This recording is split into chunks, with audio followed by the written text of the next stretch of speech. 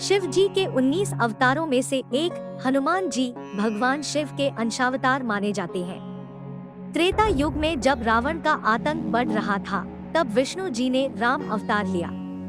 उस समय सभी देवताओं ने श्री राम की सेवा और मदद के लिए अलग अलग अवतार लिए थे। शिव जी ने भी श्री राम के परम भक्त हनुमान जी के रूप में अवतार लिया था।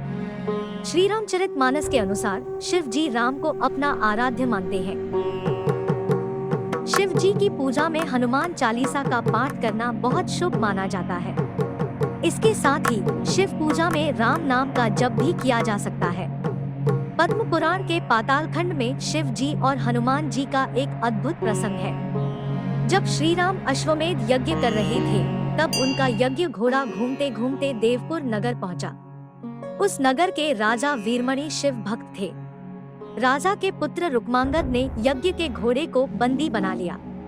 जब यह बात श्री राम के भाई शत्रुघ्न को पता चली तो उन्होंने देवपुर पर आक्रमण कर दिया। शत्रुघ्न और वीरमणि की सेना के बीच युद्ध शुरू हुआ। हनुमान जी भी वीरमणि की सेना को परास्त करने लगे। राजा की हार होते देखकर शिव जी राजा की ओर से युद्ध करने लगे। युद्ध में जब शिव जी और हनुमान जी का सामना हुआ तो हनुमान जी ने उनसे पूछा कि आप तो राम भक्त हैं, फिर हमसे युद्ध क्यों कर रहे हैं? शिव जी ने कहा कि मैंने राजा वीरमणि को उसके राज्य की रक्षा करने का वचन दिया है, इसलिए मुझे राजा की ओर से युद्ध करना पड़ रहा है। वह मेरा प्रिय भक्त है। शिव जी और हनुमान जी के बीच युद्ध हुआ, लेकिन जब शिव जी पराजित नहीं हुए तो उन्होंने श्री राम का स्मरण किया। जब श्री राम युद्ध में पहुंचे तो शिव जी राजा वीरमणि के साथ श्री राम की शरण में चले गए। इस तरह ये युद्ध शांत हो गया।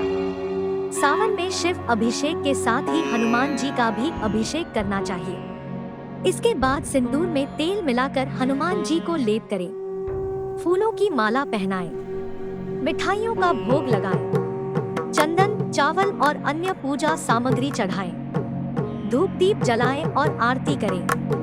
इसके बाद हनुमान चालीसा या सुंदरकांड का पाठ करें। शिव और हनुमान जी का रिश्ता भक्ति, प्रेम और कर्तव्य का अद्भुत मिश्रण है। यह हमें सिखाता है कि भक्ति और कर्तव्य के बीच कभी भी द्वंद्व नहीं होना चाहिए।